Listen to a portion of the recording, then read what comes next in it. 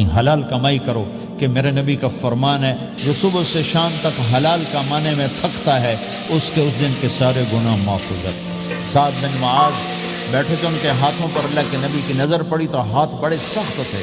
انہوں نے کہا سعد تیرے ہاتھ اتنے سخت کیوں ہیں؟ کہا جی میں اپنے باغ میں خود کام کرتا ہوں، سخت ہو گئے۔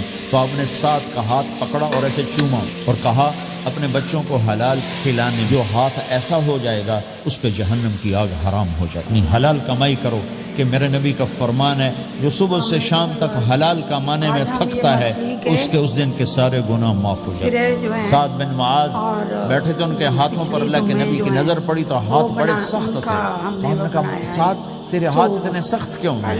کہا جی میں اپنے باغ میں خود کام کرتا ہوں، سخت ہو گئے۔ تو آپ نے سعد کا ہاتھ پکڑا اور ایسے چوما اور کہا اپنے بچوں کو حلال کھلانے جو ہاتھ ایسا ہو جائے گا اس پہ جہنم کی آگ حرام ہو جائے گی۔ حلال کمائی کرو کہ میرے نبی کا فرمان ہے جو صبح سے شام تک حلال کمانے میں تھکتا ہے اس دن کے سارے گناہ معاف ہو جاتے ہیں۔ سعد بن معاذ بیٹھے تھے، ان کے ہاتھوں پر اللہ کے نبی کی نظر پڑی تو ہاتھ بڑے سخت تھے۔